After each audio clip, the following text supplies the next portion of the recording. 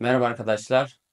Her bir insan değerlidir. Her bir hikaye anlatılmaya değer sözümüzle bugün başlıyoruz. Bugün değerli konuğumuz Gazi Üniversite Doktora Öğretim Üyesi ve bizim değerli kendi hocamız Mustafa Karaağaç ile beraberiz. Merhabalar hocam. Merhabalar. Hocam ilk öncelikle bu röportajı kabul ettiğiniz için çok teşekkür ederim ve saygılarımı Ee, sunarım. Rica ederim. O onur bana ait, o güzellik bana ait. Çünkü böyle bir etkinliğe başlıyorsunuz, böyle bir güzel bir girişime başlıyorsunuz. Ben de sizin Evet. teklifinizi kırmamak adına ve katkım olursa ne mutlu diye kabul ettim ve şu anda sizin hedef kitlenizle söyleşimizi sürdürmüş olacağız. Sağ olun hocam. Bir daha teşekkür ederiz. Rica ederim. Hocam o zaman ilk sorumla başlıyorum. Öncelikle kendinizi tanıtsanız. Ya şimdi şöyle, Gazi Üniversitesi Eğitim Bilimleri Eğitim Fakültesi Eğitim Bilimleri bölümünde öğretim üyesiyim. İşte bununla birlikte hem hocalık yürütürken bir yandan futbol spor yazarlığı yorumlarında bulunuyorum. Yurtspor adlı bir internet portalında. Evet hocam. Ve onunla beraber yine böyle bir sosyoloji, felsefe, kültürel ekonomi, eğitim ekonomisiyle ilgili yazılarımın paylaşıldığı bir yer var. Mektepli Gazete diye. Hı, Dolayısıyla bu iki kulvarda bunları yürütürken aynı zamanda iki tane kulübünde basın danışmanlığını, basın sözcülüğünü yapıyorum. Ankara Yüzme İhtisas Spor Kulübü ve İdeal Spor Kulüpleri. Yani bir insanın sadece yaptığı işle yetinmeyip başka alanlarda da faaliyetlerinde bulunması, etkinliklerde bulunması onun birçok yönde gelişmesine katkıda bulunuyor. Herhalde sizin de böyle bir kanalı kurup işleve sokmanız, devreye sokmanız da hı. bundan kaynaklanıyor. Bakın şu anda bilgisayar ve Aynen öğretim hocam. teknoloji bölümünde okuyorsunuz ama böyle bir girişimde bulunmanız önemli bir şey. Neden? Çünkü ihtiyaç var Hı hı. her kulvarda, her açıdan ve bunu neden ihtiyaç var? İnsanların farklı seçeneklere eğilimleri var. Farklı seçenekler sunmak gerekiyor insanlara. Salt bir Evet. yönde tek tip görüş, tek tip düşünce. Herkes bizim gibi düşünsün, herkes bizim gibi yaşasın. Böyle bir gezegen yok. Çünkü niye? Farklılıkların olduğu ölçüde gezegende rekabet ve değişik şeyler ortaya çıkacaktır. O Hı hı. nedenle güzellikleri aramak lazım, iyilikleri aramak lazım ve sizin de yapmış olduğunuz bu adım bunlardan bir tanesi. O nedenle ben de sizi kutluyorum böyle bir girişimde bulunduğunuz için. Sağ olun hocam. Sağ olun, teşekkür ederiz. O zaman hocam bundan yani sadece tek bir alanla ilgilenmeyip başka farklı alanlarda keşfetmek Tabii yani gerekiyor. özet çizgi olsun diye ben bu kadarını söyledim. Onun dışında yani sizin böyle bir televizyon, böyle bir YouTube kanalı kurmanız, benim de prodüktörlüğünü yaptım, yapımcılığını yaptım. 3 farklı kanalda çalıştım. Dolayısıyla Evet, çok oralarda iyi. canlı yayın olarak eğitim, bilim, teknoloji programları yürütmüştüm. Hem hazırlayan hem sunan kişi olarak. Hı hı. Dolayısıyla sizin bu hazırladığınız bu ortama, bu dünyaya çok yabancı değilim. Dolayısıyla takdir ediyorum. Önemli ve ama çok şeyi var. Yani bu işler şöyle bir şeydir. Bak kaç saattir, kaç dakikadır uğraşıyorsunuz. Şimdi biz yarım saat, 40 dakikalık bir çekim yapacağız belki. Ve bir anda bunu izleyip tüketiciler tüketecekler. Ama bunun öncesi, bu malzemenin gelmesi, dolayısıyla bu ortamın kurulması, hani derslerde de söyleriz ya, eğitim ortamı deriz. Evet. Yani personel, araç, gereç, mekan, Hı hı. zaman, bunların hepsi bir araya geldiği zaman o ortam şekilleniyor. Yani Aynen. şu anda belki bu işi çok böyle ulusal ölçekte ya da uluslararası ölçekte yürütmüyoruz ama Türkmenistan'la Türkiye arasındaki bağ açısından uluslararası bir yönü de var yani bu sizin yaptığınız işin. Bu haliyle de önemli ve değerli bulunuyor. Çünkü gezegende her şey aynı anda hem önemli hem değerli olmaz. Ama bu çalışma hem önemli hem değerli. Neden? Çünkü hem Türkiye'deki iklimi Türkmenistan'a, Türkmenistan'daki iklimi Türkiye'ye yansıtmak adına bir girişimde bulunuyor. Tabii bu da önemli. Herhalde ben de ilk konuğunuzum yani bu program adına. Evet hocam. Bunu da söylemiş olalım. Dolayısıyla tekrar kutluyorum. Buyursunlar. Sağ olun hocam. Hocam, sizin hayat döngünüz, yani dönüm noktanız ne oldu? Valla şimdi bu tabii bir noktayla açıklanmaz. Birkaç tane faktörü var. Yani şöyle buna bir açıklama yapabilirim. E, Bir konuda, bir işte, bir aşkta, bir yerde mutluluk, huzur, sağlık tek bir değişkene bağlı değil. Yani birden çok değişken olması lazım ki o bir araya gelsin ve mutlu olsun. Psikologlar, psikoloji bilimi sağlıklı insanı şöyle tanımlar. Fizik ve ruh olarak tam bir iyilik hali der. Yani sizin iyi olmanız, mutlu olmanız, fizik olarak sağlıklı olmanız yetmez yani. Aynı zamanda ruhsal olarak, zihinsel olarak da dingin ve iyi bir halde olmanız lazım.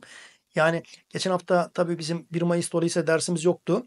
Dolayısıyla Evet. yanılmıyorum değil mi? Bir dersimiz yoktu. Sizde ders yapamadık geçen Evet hocam. hafta. İşçiler Şimdi günü. orada yarından sonra bahsederiz. Perşembe günü. Yani 5 tane K diye bir denklem bulmaya çalıştım ben son zamanlarda. Hı hı. Kibir, kompleks, kıskançlık, kapris ve kin. Şimdi bu 5 tane K'dan uzak duran insan iyi bir insandır. Aslında biz dünyaya geldiğimizde gelişim ana rahminden ölüme kadar sürüyor. Dolayısıyla yani hayat döngüsü, hayat mihenk taşı nedir dediğin zaman bunu tek bir şeyle açıklayamayız. Yani siz niye buraya geldiniz? Niye Gazi Üniversitesi'ni tercih ettiniz?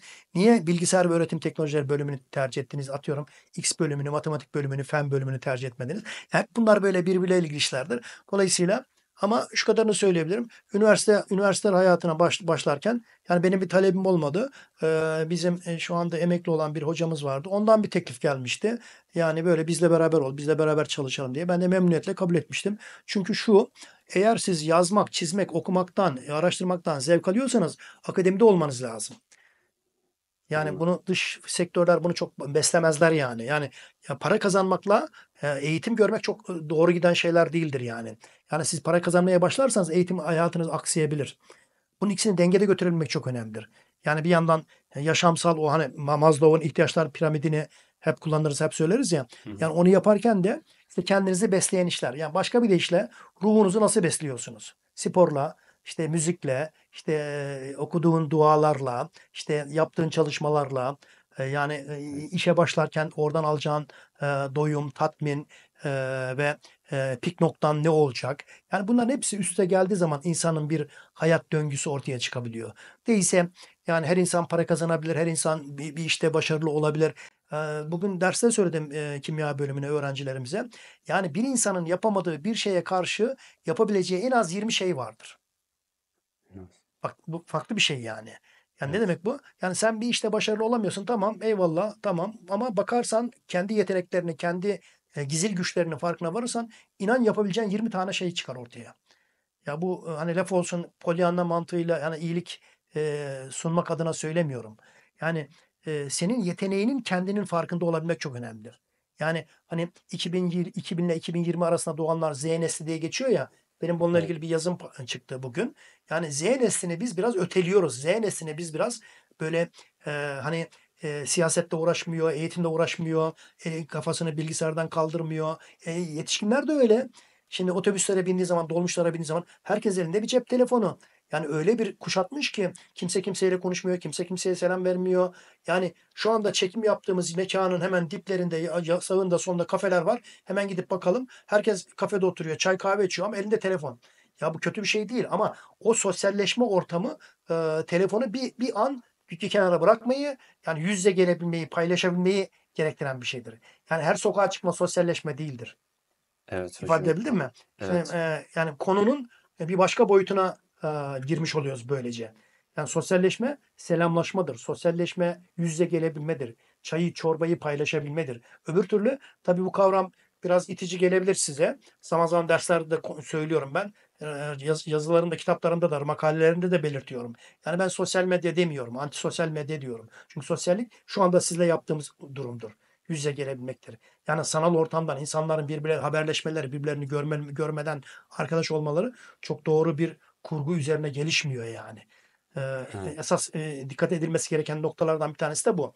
Yapay zeka tamam, teknolojilerin gelişmesi tamam, eğitim bilimlerindeki gelişmeler, bilgisayar teknolojilerindeki büyük çapta revizyona giden işler, donanımlar, bunların hepsi ne tamam. Ama bunları insan faktörünü dikkate alarak kullanmak durumundayız biz. Yani ne kadar teknolojik ortamda olursak olalım bizim insan ögesini, insan iklimini hiç göz ardı etmememiz gerekiyor. Esas olan bu. Ondan sonrası kolay.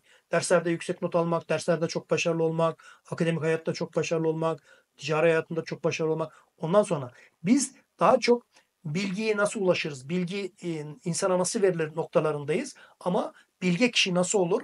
Yani topluma faydalı, topluma iyi insan nasıl olur? Bunları biraz es geçiyoruz. Yani okullarda hep böyle bilginin peşinde olan işler yapıyoruz biz. Yani duyusal özellikleri, tutuma dayalı işleri biraz göz ardı ediyoruz. Biraz değil, bayağı göz ardı ediyoruz. Dolayısıyla bundan dolayı toplumsal şiddet, insanların birbirlerine karşı kaba, nobran davranışları, otobüste, trende, dolmuşta yüksek sesle konuşan insanlar, e, örneklerini çoğaltabiliriz ama konumuz şiddet ve bu olmadığı için ben bu kadarla yetineyim. Tamamdır hocam. O zaman konuyla bağlı olarak hocam, yani her yerde hep telefon telefon, bir de sosyal medyadan bahsettik. Yani şöyle diyeyim, siz demiştiniz aslında, iletişimle bir yerdesin, iletişimsiz hiçbir yerdesin. Yani o çok doğru bir betimleme. Neden? Çünkü şimdi bazı bilim dalları kendine göre çağları yorumluyor ve sıralama yapıyor. Bazı bilim dalları kendi bilim dallarının üzerine diğer disiplinleri montelemeye çalışıyor. Hı hı. Oysa iletişim hepimiz için ortak bir alan yani. Yani onsuz bir yeri yok. Evde, okulda, markette, sokakta, stadyumda, camide, kafede, Evet. yolda, Hı hı. otobüste, trende, uzayda, ayda, her tür gezegenin her en uç noktasında, Türkiye coğrafyasının, Türkmenistan coğrafyasının her köşesinde iletişim var. Mesela bu yayın herhalde senin çevrenle, sizin çevrenizle Türkmenistan'a da ulaşacak. Türkmenistan'daki insanlar da izleyecekler. Evet. Dolayısıyla işte iletişimden dolayı böyle bir şeye vesile oluyor. Yani iletişim aslında çağın adı, 21. yüzyılın adı. Şimdi tabii sen bilgisayar ve öğretim teknoloji bölümünde okuduğun için şöyle görebilirsin. Yani çağ bilişim çağı, bilişim teknolojilerinin egemen olduğu bir çağ. Tamam. Bunlar araçsal olarak, bunlar ortamsal olarak kimse bunlara hayır demiyor ama onun esprisinde, onun ikliminde, onun habitifinde ki espri, olay, olgu, iletişim olgusu, iletişim olayı yani. Yani endüstri çağı, atom çağı, bilgi çağı ve iletişim çağı. Yani bu sosyolojik olarak çağlara baktığımızda böyle bir tablo çıkıyor karşımıza. Endüstri Evet. çağı, buhar makinesinin bulunması, işte atom çağı, Einstein'ın atomu parçalaması. Hani o büyük bilimci bana diyor Hı işte hı. ev adresimi sordular söyleyemedim. Telefon numaramı sordular söyleyemedim. Benimle alay ettiler. Ben de atomu parçaladım ellerine veriverdim diyor. Yani o füzyon difüzyon olayını nasıl açıkladığını, nasıl gösterdiğini anlatan bir hikayedir. Ve Evet. Einstein aynı zamanda not tutmanın da önemini çok vurgulayan bir şeydir. Benim hep söylediğim sizlere, derslerde çok vurguladığım, yani not tut, bir yere işaret koy, bir yere bir anekdotunu al. Çünkü buradan hatırlamalar, anımsamalar olacaktır. Mesela elinizde sorular var. Yani bu sorularla biliyorsun doğallık olsun diye bana ne soracaksınız diye ben size görüşme yaptığımızda herhangi bir şey söylemedim, sormadım. Yani Evet. dolayısıyla doğaçlama olsun. Yani o samimiyet ekrana yansısın. Bakalım ne kadar yansıtabiliyoruz. O da çok önemli. İşte bu da iletişimin bir değişik bir versiyonu, iletişimin değişik bir boyutunu bize gösteriyor. Yani çağ iletişim çağı. Buna biraz daha nüfuz etmek lazım. Bunun yolunda, bunun ikliminde hareket etmek lazım. Yani bilgi bir Anladım. tıkın ucunda. Yani giriyorsunuz, tıklıyorsunuz, bütün veriler buraya çıkıyor. Evet. Buradan kafayı kaldırıyorsun, klavyeye dokunuyorsun. Orada çıkıyor ama önemli olan o bilgiyi alıp kullanmak, transfer edebilmek yani. Mesela eğitimde çok önemli bir şeydir yani.